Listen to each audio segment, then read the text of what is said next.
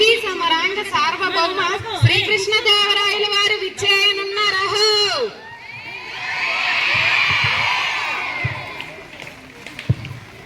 అష్టదిగ్గజ కవులకు, సాహితీ ప్రియులకు, పుర ప్రజలకు స్వాగతం. మా పాలనలో జీవితాన్ని ఆనందంగా గడుపుతున్న జానపదులు సైతం కొన్ని రసవంతమైన సమస్యలను పంపించారు. మీరు వీటిని రసవత్తరంగా పూరించి నేటి భువన విజయ సభను రంజింపజేయండి. ఇక ఆంధ్ర భాషా మతుల్ని స్తుతిస్తూ దత్తపదులను పూరించి ఆశకవిత వినోదం సాగిద్దాం. ఆశీనులు కండి. చిత్తం రాజేంద్ర, కవిచంద్ర, మీతో నేటి భువన విజయ సభను ప్రారంభించాలని మా అభిలాష. మీ ఆలోచన నిజమే పెద్దన మధ్య. కానీ ప్రభువుల ఏలుబడిలో ఎన్నో భాషలు ఉండగా తెలుగు భాషపై ఎంతో మక్కువ చూపడానికి గల కారణమేమిటో? అదేమిటి సూర్యుని కవి? మందార మకరందాలు జాలువారే ఈ తెలుగుని ఇష్టపడిన వారెందురే? తెలుగదేల నందువా? తెలుగదేల ఎన్న దేశంబు తెలుగేను, తెలుగు వల్ల బుండ తెలుగు కన్నా ఎల్ల నృపుల గలువ నిరుగవే భాషాడి దేశ భాషలందు తెలుగు లెస్స. మరి ఇంతటి మన తెలుగు భాష మీద ఎవరికైనా ఎందుకు మమకారం ఉండదు? పెద్దనార్య, కవులారా, మేము తర్వాత పద్యం పూరిస్తాం. ముందు మీరంతా పద్యపూరణకు పూనుకోండి. మహాప్రభు, మీ అభిప్రాయమే శిరోధార్యం. అగ్రజానుజులైరనుజాగ్రజులుగా, అగ్రజానుజులైరనుజాగ్రజులుగా దీనిని పూరించండి. ఆహాహా, ఏమి సమస్య? అన్నదమ్ములు తమ్ముడనన్నారయ్యా. నా పూరణ ఇదిగోండి. పుష్యమిన్ భరతాఖ్యుడు పుట్టినాడు, మొనసి లక్ష్మణుడాశ్లేష పుట్టినాడు. భరత లక్ష్మణ క్రమమిది ఎరసి చూడ, నగ్రజానుజులైరనజాగ్రజులుగా. కానీ లోక వ్యవహారంలో భరత లక్ష్మణ శత్రుఘ్నులు అని ఉంటుంది. కరినెత్తుకపోయి ఎలుక కలుగునదినియన్, కరినెత్తుకపోయి ఎలుక కలుగునదినియన్. దీనిని అర్థవంతంగా పూరించండి భట్టుమూర్తి గారు. పల్లె జీవనులకు సుపరిచితమైన చక్కని సమస్య ఇచ్చారు మహారాజా.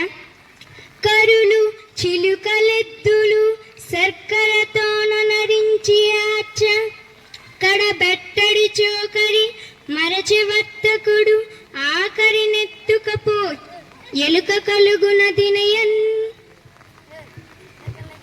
ఆహా, ఎంత అద్భుత పూరణ! ఎలుక ఏనుగుని ఎత్తుకుని పోగలదా? ఎలుక రంధ్రంలో పట్టునా? హాహాహా.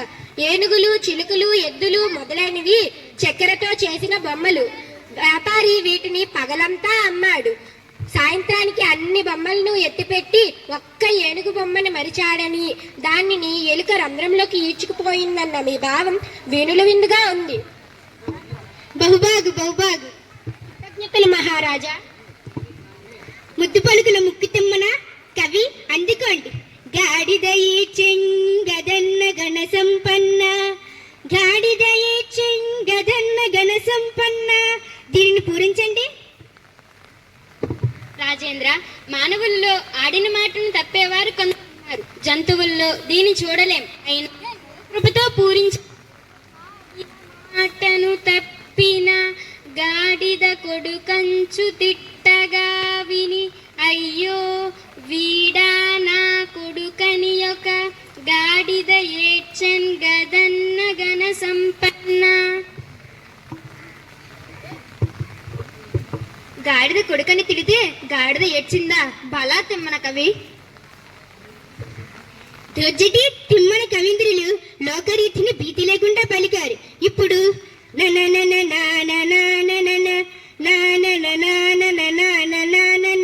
అనే సమస్యను పూరించండి. అక్షర విన్యాసం తప్ప అర్థం లేని చక్కని సమస్య ఇచ్చారు మహాప్రభు. అయినా దైవకృపతో పూరించదు. నిన్ను నిన్ను నిన్ను నిన్ను నిన్ను నిన్ను నిన్ను నిన్ను నిన్ను నింగని లయతాల గాన కళా పరిపూర మానసమున్ పలుకు నిరాగములు మోద పలుకు నిట్టులన్ నననన నాననాననన నానననానననాననానన.